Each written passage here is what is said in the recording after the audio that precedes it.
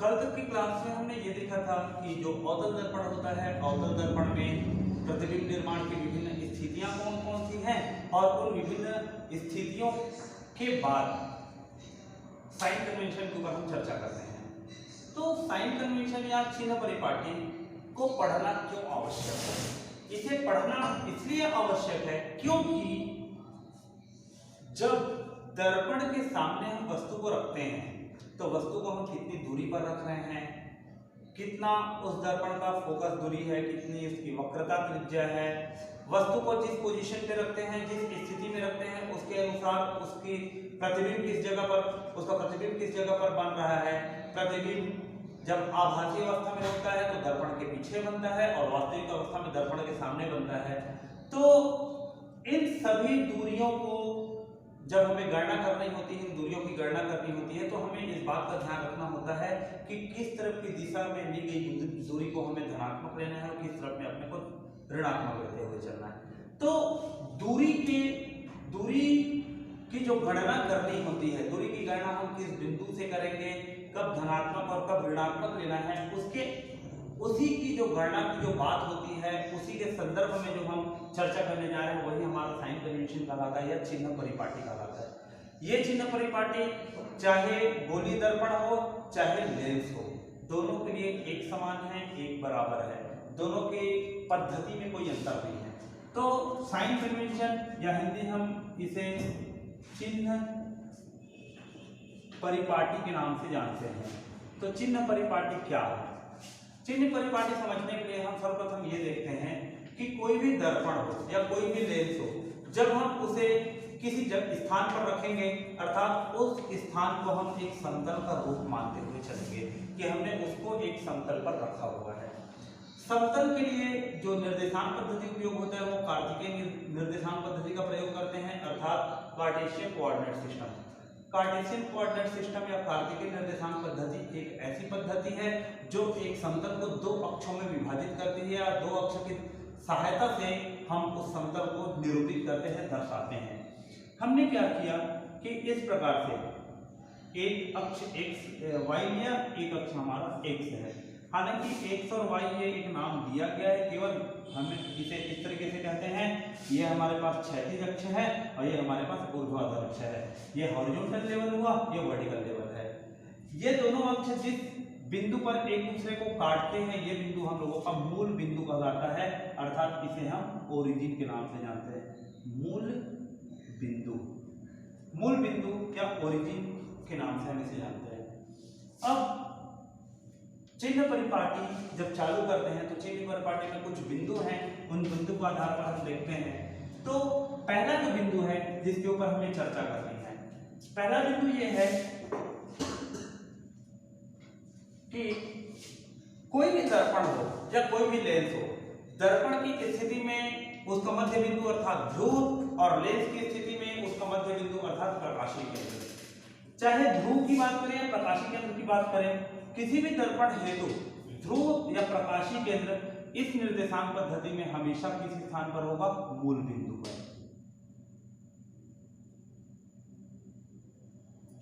तो ये जो मूल बिंदु है, तो पहला जो पॉइंट है कि किसी भी दर्पण का ध्रुव या लेंस की स्थिति में उसके प्रकाशीय केंद्र, उसकी स्थिति हमेशा इस मूल बिंदु पर होगी। तो जैसे हम अवतल दर्पण की बात करते हैं, चिन्ह परिपाटी वैसे किसी दर्पण या किसी लेंस के आधार पर तय नहीं होता है। चिन्ह परिपाटी एक सामान्य नियम है जो सभी के लिए लागू होता है। तो ये हम दर्पण बनाते हैं, इस तरीके से हमने दर्पण बनाया और हमने देखा कि दर्पण का जो ध्रुव है वो ध्रुव इसके मूल बिंदु पर टच हो रहा है। तो दर्पण के ध्रुव की हमने बात की, दर्पण का ध्रुव और इस कार्तिकेय निर्देशांक पद्धति का मूल बिंदु दोनों एक ही जगह पर है। तो पहला बिंदु यही कहलाता है। पहला बिंदु जैसे आप लिखना चाहेंगे आप लिख सकते हैं, नोट डाउन कर सकते हैं। किसी भी दर्पण या किसी भी लेंस का मध्य बिंदु अर्थात ध्रुव या प्रकाशीय केंद्र हमेशा इस समतल के मूल बिंदु पर स्थित होगी। ये पहला बिंदु है। दूसरा जो बिंदु है, दूसरा जो पॉइंट है, सेकेंड पॉइंट जिसके ऊपर चर्चा करना है, दूसरा बिंदु, वस्तु हमेशा दर्पण या लेंस के बाएं तरफ रखी जाएगी। बाएं मतलब लेफ्ट साइड में रखी जाएगी। अर्थात जब आप देखेंगे खड़े होकर इस तरीके से, तो ये आपका राइट साइड है, ये लेफ्ट साइड है, तो इस दर्पण के लेफ्ट साइड में ही या लेंस होगा तो लेंस के लेफ्ट साइड में हमेशा वस्तु को रखी जाएगी। तो दूसरा बिंदु कहलाता है कि वस्तु हमेशा इसके लेफ्ट साइड में रखी जाएगी। ये दूसरा बिंदु है। तो दूसरा बिंदु को आप लिखना चाहेंगे, लिखिए आप, वस्तु हमेशा दर्पण या लेंस के बाईं तरफ रखी जाएगी। ये दूसरा बिंदु है।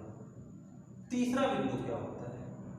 तीसरा बिंदु है वस्तु हमेशा मुख्य अक्ष के ऊपर रखी जाएगी। अर्थात हम कभी आज तक ये नहीं सोचे या कभी नहीं देखे कि वस्तु को कभी भी मुख्य अक्ष से ऐसे नीचे रखा गया हो। चिन्ह रखा जा सकता है, ऐसी कोई बात नहीं है, मगर चिन्ह परिपाटी कहता है कि जब हमें किसी दर्पण का डिजाइन करना है या जब कभी हमें लेंस का डिजाइन करना है और फोकस दूरी या वक्रता त्रिज्या वगैरह का हमें यदि निर्धारण करना हो, तो हम लेते हैं कि वस्तु हमेशा मुख्य अक्ष के ऊपर की ओर रखी जाएगी। प्रतिबिंब ऊपर या नीचे दोनों में से कहीं भी निर्मित हो सकता है। तो तीसरा बिंदु जो है, वस्तु हमेशा मुख्य अक्ष के ऊपर रखी जाएगी। यह तीसरा बिंदु है। चौथा बिंदु क्या कहता है? चौथा बिंदु जिसके ऊपर हम चर्चा कर रहे हैं, वस्तु प्रकाश का स्रोत होता है, अर्थात उससे प्रकाश की किरणें बाहर निकलेंगी। तो प्रकाश की किरणें कैसे निकलेंगी? प्रकाश की किरण हमेशा वस्तु से निकलकर दर्पण या लेंस की ओर जाएगी। जो आपतित प्रकाश किरण है, आपतित प्रकाश किरण की दिशा सदैव वस्तु से दर्पण की ओर होगी। यह चौथा बिंदु है। पांचवा बिंदु क्या होगा? कोई भी दूरी, चाहे वो वस्तु की दूरी हो, चाहे प्रतिबिंब की दूरी हो, चाहे फोकस दूरी हो, चाहे वक्रता त्रिज्या हो, किसी भी दूरी का निर्धारण करने के लिए या किसी भी दूरी का मापन हम हमेशा मूल बिंदु से ही करते हैं। अर्थात जैसे कि ये वस्तु है, तो वस्तु का यदि मूल बिंदु से दूरी अपने को निकालना है या हमें वस्तु से मूल बिंदु तक की दूरी ज्ञात करनी है, तो उस दूरी को ज्ञात करने के लिए जब हम स्केल से इसे मापेंगे, तो मापने की स्थिति में स्केल के शून्य बिंदु को हम वस्तु के पास नहीं रखेंगे। स्केल का शून्य बिंदु मूल बिंदु की तरफ रहेगा और मूल बिंदु से शून्य से 1 2 3 4 5 ऐसे करते हुए हम वस्तु की तरफ आएंगे। अर्थात इसे जब स्टेटमेंट के रूप में या एक वाक्य के रूप में लिखेंगे तो किस तरीके से लिखा जाएगा?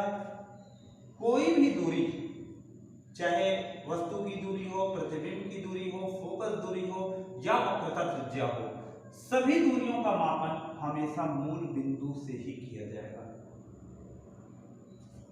ये चौथा बिंदु हुआ। पांचवा बिंदु है, चौथा बिंदु हमने नियम के ऊपर बात कर ली। पांचवा और छठवां बिंदु, किस स्थिति में हमें दूरी को या ऊंचाई को धनात्मक लेना है और किस स्थिति में ऋणात्मक लेना है, उनके ऊपर है। तो पांचवा बिंदु यह कहता है चिन्ह परिपाटी का, आपतित प्रकाश किरण की दिशा इस दिशा के विपरीत दिशा में मापी गई दूरी हमेशा ऋणात्मक होगी एवं इसी दिशा में मापी गई दूरी हमेशा धनात्मक होगी। अर्थात कोई भी दूरी में ऋण का चिन्ह या धन का चिन्ह कब लगेगा, इसका निर्धारण कैसे किया जाएगा? तो इसके निर्धारण हेतु जो पांचवा बिंदु है चिन्ह परिपाटी के नियम का, वो ये कहता है आपतित प्रकाश किरण की दिशा इस दिशा के विपरीत दिशा में मापी गई दूरी हमेशा ऋणात्मक होगी और आपतित प्रकाश किरण की दिशा उसी दिशा में मापी गई दूरी हमेशा धनात्मक होगी। उदाहरण के रूप में हम यदि इसे समझें तो क्या होगा कि मान लेते हैं ये हमारा इसका फोकस बिंदु, ये इसकी वक्रता केंद्र, तो फोकस बिंदु तक की दूरी हम मापने के लिए किस तरीके से मापेंगे? फोकस से मूल बिंदु की तरफ हम दूरी को नहीं नापेंगे, मूल बिंदु से फोकस की ओर दूरी हमेशा मापी जाएगी। चौथा बिंदु यही कहता है कोई भी दूरी मूल बिंदु से ही नापी जाएगी। अर्थात मूल बिंदु पे हमने शून्य बिंदु को रखा और यहां से हम इसे नापते हुए इधर आ गए। अर्थात हमने ये देखा कि मूल बिंदु, ये जो मूल बिंदु है, मूल बिंदु से फोकस की ओर हमने दूरी को मापा। आपतित प्रकाश किरण की दिशा ये है, इस तरीके से, ये तीर का निशान इसकी दिशा को बताता है और इसकी दूरी मापने की दिशा इस तरीके से है। अर्थात ये दोनों दिशाएं एक दूसरे के विपरीत है, इसलिए यह दूरी ऋणात्मक होगी। वक्रता त्रिज्या यदि अपने को निकालना है तो हम देखते हैं कि इस मूल बिंदु के पास से हम वक्रता केंद्र तक की दूरी लेते हैं, तो पुनः ये दोनों की दिशाएं विपरीत है, इस कारण वक्रता त्रिज्या की दूरी भी यहाँ ऋणात्मक होगी। यहाँ फोकस दूरी ऋणात्मक हुई थी, यहाँ वक्रता त्रिज्या ऋणात्मक हुई।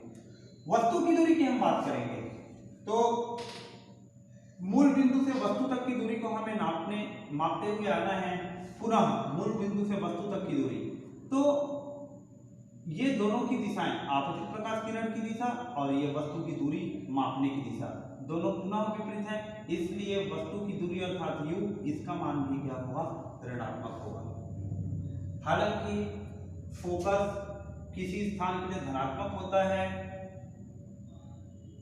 प्रतिबिंब की दूरी किसी स्थान के लिए धनात्मक होता है, मगर वस्तु की दूरी प्रत्येक स्थान के लिए, चाहे हम अवतल दर्पण या उत्तल दर्पण की बात करें या अवतल लेंस उत्तल लेंस की बात करें, दोनों परिस्थितियों में u का मान अर्थात वस्तु की दूरी का मान हमेशा ऋणात्मक होता है। अब ये तो हुआ दूरी का ऋणात्मक होना। धनात्मक कब होगा? धनात्मक होने की स्थिति है कि मान लेते हैं कि प्रतिबिंब आभासी प्रतिबिंब अर्थात दर्पण के पीछे बन रहा है कोई प्रतिबिंब, तो कोई प्रतिबिंब जब दर्पण के पीछे बना तो उस स्थिति में हम इसकी दूरी मापेंगे, तो मूल बिंदु से प्रतिबिंब तक की दूरी, अर्थात देखिए यह दिशा थी आपतित प्रकाश किरण की और यही दिशा है प्रतिबिंब की दूरी नापने की, तो दोनों की दिशा बराबर है, इसलिए यह चिन्ह हमेशा धनात्मक हुआ। मान लेते हैं कि प्रतिबिंब आभासी बना और दर्पण के सामने ही बन रहा है, चाहे वस्तु के पीछे बन रहा है या CF के बीच में बन रहा है या किसी भी स्थिति पर बना कोई भी पोजीशन पर बन रहा है। ये लाल रंग की रेखा है प्रतिबिंब को बताती है वास्तविक प्रतिबिंब को। अब इनकी दूरी की हम बात करेंगे, तो जैसे कि इस बिंदु तक की दूरी अपने को लेनी है, तो मूल बिंदु से प्रतिबिंब तक की जब दूरी हम बात करते हैं या मूल बिंदु से इस प्रतिबिंब तक की दूरी की हम बात करेंगे, पुनः देखेंगे इस आपतित प्रकाश किरण है, आपतित प्रकाश किरण से हम इन दोनों की दिशाओं की तुलना करेंगे, दोनों दिशाएं उनके विपरीत हैं, अर्थात ये जो प्रतिबिंब की दूरी है, ये प्रतिबिंब की दूरी ऋणात्मक होगी। तो कोई भी दूरी का धनात्मक या ऋणात्मक होना इस बात पर निर्भर करता है कि आपतित प्रकाश किरण की दिशा में दूरी मापने की दिशा उसके विपरीत में है या उसके समान है। यदि दिशा विपरीत हुई तो सभी दूरियां ऋणात्मक हो जाएंगी और यदि वो समान दिशा में हुई तो वो दूरी धनात्मक हो जाएगी।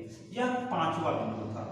और छठवां बिंदु यह कहता है, क्योंकि जब प्रश्न में आएगा लिखने के लिए तो आपको केवल एक ही स्टेटमेंट लिखना है, कोई भी दूरी जो आपतित प्रकाश किरण की दिशा के विपरीत मापी गई हो ऋणात्मक होगी एवं आपतित प्रकाश किरण की दिशा में मापी गई हो वो धनात्मक होगी। यह पांचवा बिंदु का स्टेटमेंट है। अब छठवां बिंदु का स्टेटमेंट यह कहता है कि कोई भी प्रतिबिंब जो मुख्य अक्ष के ऊपर बना हो, कोई भी प्रतिबिंब जो मुख्य अक्ष के ऊपर बना हो उसकी ऊंचाई हमेशा धनात्मक में होगी और कोई भी प्रतिबिंब जो मुख्य अक्ष के नीचे बना हो उसकी ऊंचाई हमेशा ऋणात्मक में होगी एवं मुख्य अक्ष के ऊपर रखी हुई वस्तु इसकी ऊंचाई हमेशा धनात्मक होगी।